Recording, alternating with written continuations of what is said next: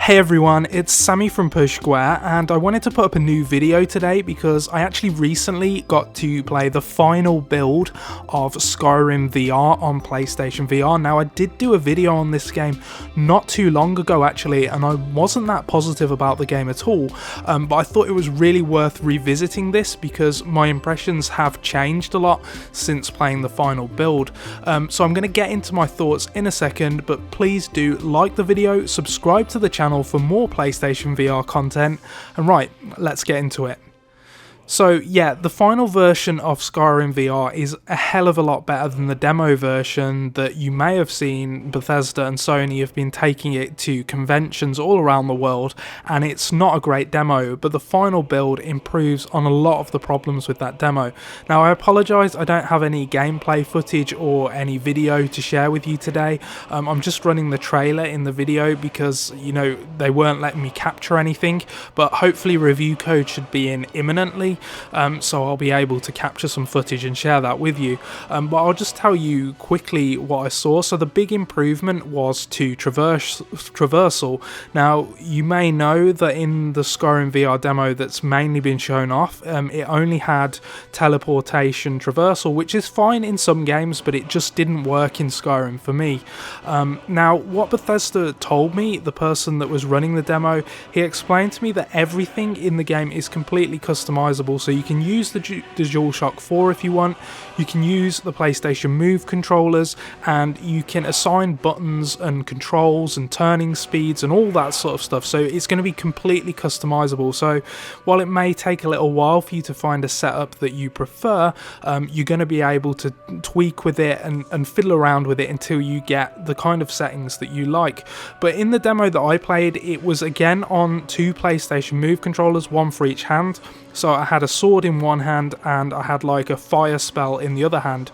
The big difference was, instead of teleportation, I was able to hold the move button down on the left PlayStation Move wand, and that put me into a kind of run. So I could just run forward by holding the move button, no teleportation, it was just old school Skyrim navigation like you're playing on an analog stick. It would kind of turn you slightly if you looked to the left and the right, or alternatively you could press square or triangle to sort of turn in 45-degree increments. It felt totally fine, totally natural. I didn't get motion sick or anything like that, and it's a complete game changer because when you're playing Skyrim VR with teleportation, it feels very slow and very cumbersome and just not much fun at all. But with this more traditional means of navigation, it felt like proper Skyrim. And it's amazing, really. I've talked about sort of VR in the past and how it adds a sense of unprecedented scale. It doesn't matter how big your TV is, it doesn't matter whether you play on a cinema screen, VR feels bigger because you're embedded in the environment. And so the demo for Skyrim VR that I played, this new version, was basically the start of the game. So I got to go to Riverwood. I think Riverwood is the name of the first village that you arrive in Skyrim. And it was a surreal experience because I know this place, right? And you know it too. We've all played Skyrim probably. Riverwood is like the first village that you happen upon. You know sort of the location of the buildings, you know the layout of this settlement. And it felt instantly familiar to me. I recognised it, but the difference was I was there, and I kind of wrote in my preview, it felt like I'd been to this place on sort of Google Street View or something like that, and now I was actually in the location as a proper tourist, which is surreal but incredible. The only thing I'll say about it is Skyrim, for me, is kind of an inconsistent and ugly game, and that's due to the scale. Like when you're looking at Skyrim, like the vistas in Skyrim and stuff like that, it's an absolutely beautiful game. But when you dig a little deeper and get up close and personal to it, it can be a bit ugly. Like character models aren't particularly attractive, there are lots of bugs and glitches and stuff, and it does feel weird when you're in virtual reality when characters will suddenly evaporate when they go through a door or something like that. So I think that's going to hurt the immersion a little bit, but it was still really cool to actually play Skyrim as it's intended in VR. and I'm super excited now to get my hands on the final version.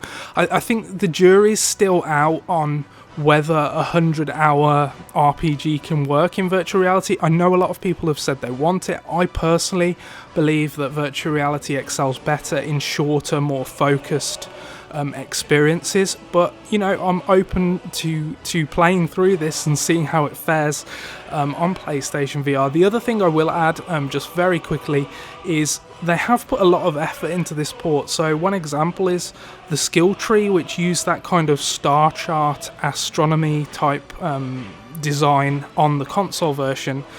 They've reworked that, so it's kind of like a dome that surrounds you, and you kind of have to look around all around you to see the kind of abilities and skills that you can unlock. And the same with the map.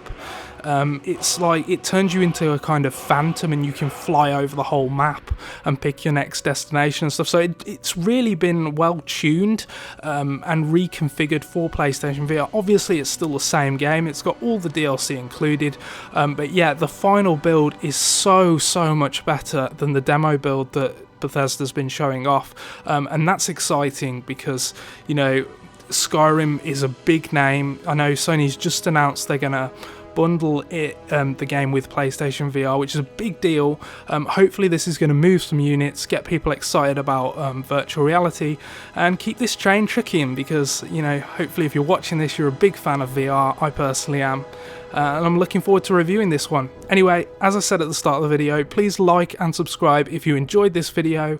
Thanks for watching. Let me know in the comment section whether you're going to pick up Skyrim VR, and I'll catch you next time. Cheers.